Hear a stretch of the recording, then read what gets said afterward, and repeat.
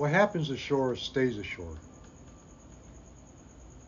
A lot of times guys would be at the breakfast table the next morning bragging about what they did or what they thought they did. But in Ivan's case, what happened in Hawaii stayed between me and the pantry man. I didn't want that story getting out because I was concerned that certain crew members might start picking on him. And if you were going to cause problems with Ivan, I was going to cause problems with you. I'm the Saipan sailor, and this is the final leg of my journey around the world in 70 days between me and the family.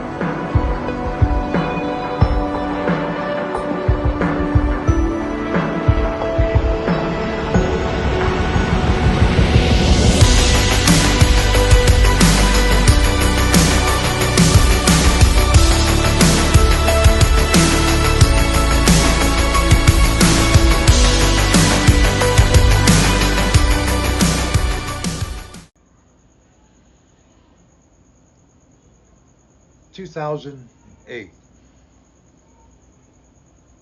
right around then. Could have been 2010, could have been 2012 or 11. I'm not sure, but I'll say 2008. I was the electrician on board a military transport ship, and we sat in one place most of the time.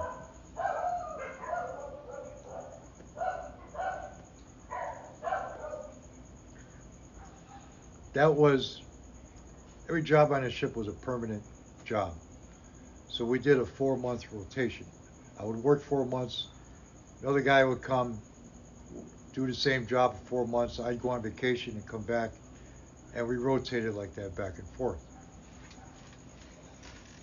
This particular time, I had just came on board to start my hitch.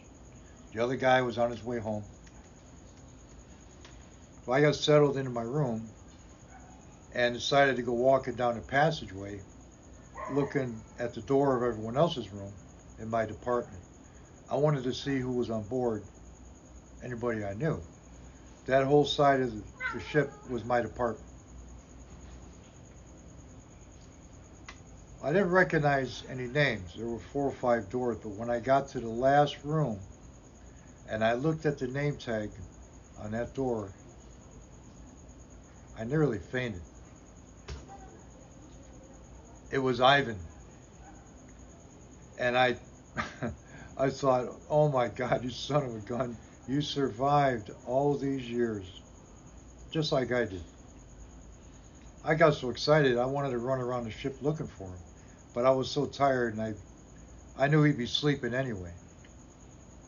So the next morning, when it was time to turn and burn, I went down below to the control room. That's where we all gathered. There he was. That took me a few minutes before I got him to recognize me, telling him who I was. And when it hit him, his head snapped back and his eyes went open. He went, "Oh, it's you!" Let me tell you, that was a joyous moment. I was so happy to see him again. But he was near the end of his hitch, and a few days later, they flew him home.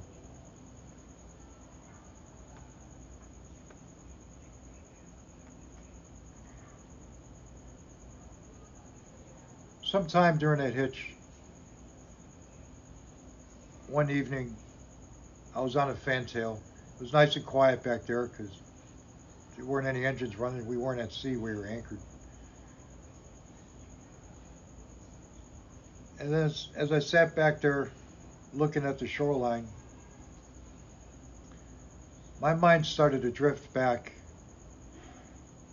30 years ago to that day that we tied up along the pier in Houston, Texas.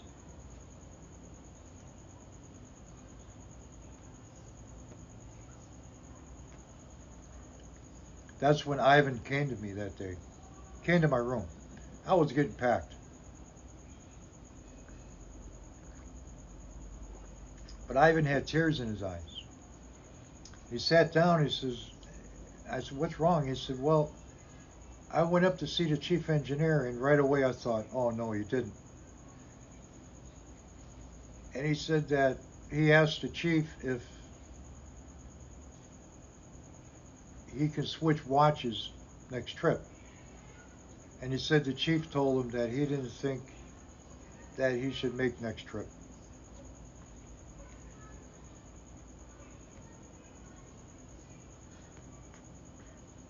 I said, look, man, forget this ship, okay? You get home, just go back to the shipping hall or re-register. You'll get another ship in no time. I said, I'm packed. Everybody's going home. And I said, look, after payoff, we'll go out to the airport together, huh? And I'll buy you a steak dinner. How's that sound? Oh, okay. So, Captain paid off.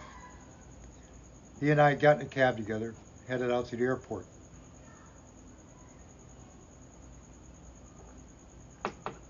Now back then, you could show up at any airport in the U.S.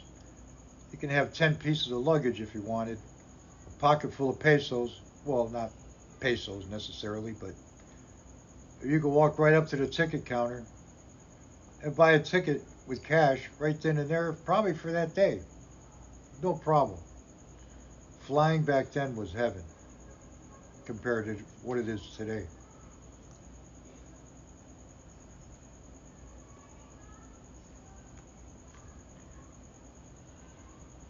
And I even think, if I remember correctly, I'm not sure, we were even able to check our bags in, because we got tickets for the day after. We were able to check our bags in and get a boarding pass with our seat number.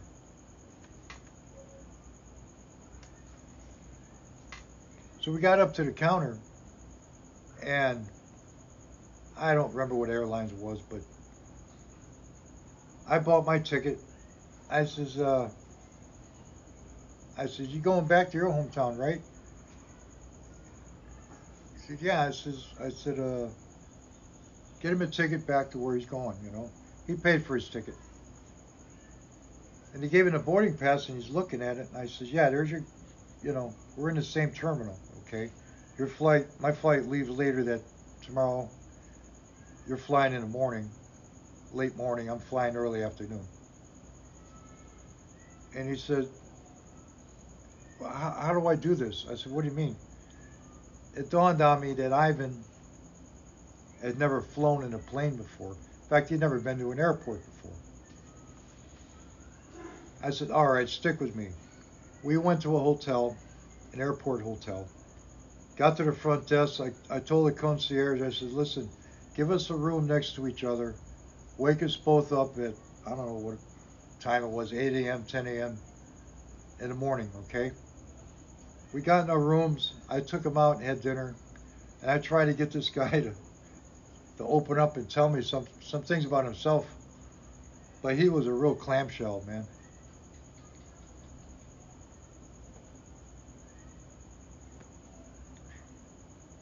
So I decided not to pressure him. I think he had an older brother that was an engineer. I'm not sure. But I knew he had family back where he lived. I figured once he got back to his hometown, he'll be okay.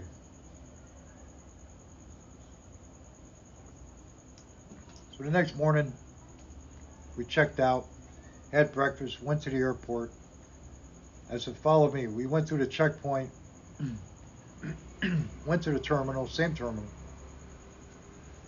I took him to his gate, and I showed him, there's your gate number. See, there's the gate. And I sat him down. I said, now look, keep your eyes on that door and on that counter. When somebody shows up wearing an airline's uniform, that means your plane is going to board soon. If you get confused at all, just go up there and talk to those people. Show them your boarding pass, okay? Yeah, okay, I got it. I shook his hand, said farewell, and walked away. I caught my flight to Detroit, got off the plane, rented a car, and drove up to Algonac. And I hung out with my father for the next month or so. And I took another job on the Great Lakes on an oar boat.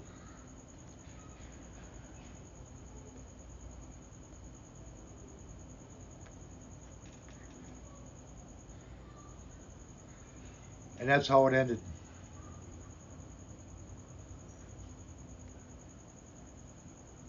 I'll never forget that decade, the 70s.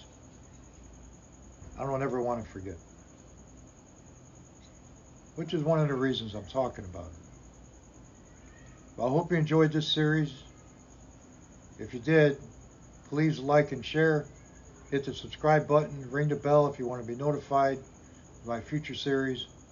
I appreciate it.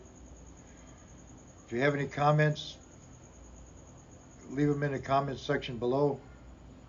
That does it for this trip, folks. I'm the Saipan Sailor, and this was part 7, the final leg of my journey around the world in 70 days. Clear skies and calm seas, everyone.